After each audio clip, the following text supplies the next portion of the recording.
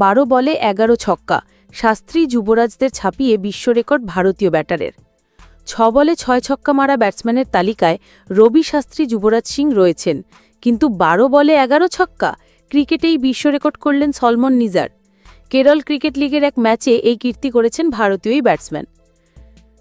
তিরুবনন্তপুরমে ম্যাচটি ছিল কালিকট বনাম ত্রিভান্দ্রমের মধ্যে। কালিকট প্রথমে ব্যাট করতে নেমে বেশ চাপে ছিল। 18 ওভারে তাদের রান ছিল 6 উইকেটে 115। দেখে মনে হচ্ছিল 125 থেকে 130 রানের মধ্যে শেষ হবে ইনিংস, কিন্তু পরের 2 ওভারে ছবি পুরোটাই বদলে দিলেন সলমন। বাহাতি ব্যাটসম্যান সলমন 19তম ওভারে প্রথম 5 বলে 5টি ছক্কা মারেন। তখন বল করছিলেন বাসেল থাম্পি। ভারতীয় ক্রিকেটে বেশ পরিচিত নাম বাসেল থাম্পি। ঘরোয়া ক্রিকেট ও আইপিএলে দীর্ঘদিন খেলছেন তিনি। এইরকম একজন অভিজ্ঞ বোলারকে 5টি ছক্কা মারা মোটেও সহজ নয়।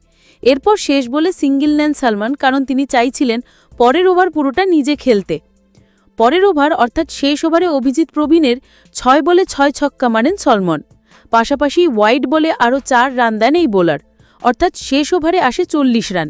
শেষ 2 ওভারে 71 রান করেন সলমন, যার ফলে 26 বলে 86 রানে অপরাজিত থাকেন তিনি। মারেন 11 ছক্কা, যার ব্যাটে ভর করে 186 রান করে কালিকট। কেরলের এই ক্রিকেটার গত মরশুম থেকে নজর কাড়তে শুরু করেছেন। গতবার রঞ্জিতে 3 বার 90-এর বেশি রান করেছেন এই ব্যাটসম্যান, কিন্তু একটিও শতরান এখনও করতে পারেননি। কেরল গতবার যে রঞ্জি ট্রফির ফাইনাল খেলেছিল, তার পিছনে সলমনের বড় ভূমিকা ছিল। তবে লাল বলের থেকে সাদা বলের ক্রিকেটে বেশি ভয়ঙ্কর এই ব্যাটসম্যান। গতবার সাইয়েদ মুস্তাক আলী ট্রফিতেও ভালো খেলেছিলেন সলমন। মুম্বাইয়ের বিরুদ্ধে 49 বলে অপরাজিত 99 রানের ইনিংস খেলেছিলেন সলমন। সেই ম্যাচে তিনি মোট 8টি ছক্কা মেরেছিলেন। গতবার কেরল ক্রিকেট লিগে 455 রান করেছিলেন এই ক্রিকেটার, যেটা ছিল দ্বিতীয় সর্বাধিক। গত মরশুমে বিজয় হাজারে ট্রফিতে কেরলের হয়ে অধিনায়কত্ব করেছিলেন সলমন। ঘরোয়া ক্রিকেটে ভালো খেলায় এবার দুলীপের দক্ষিণাঞ্চলের দলে রাখা হয়েছে তাকে।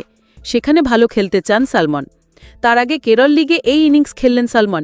এই ইনিংস তাকে দুলীপের দলে জায়গা পাওয়ার লড়াইয়ে অনেকটাই এগিয়ে দিলেন।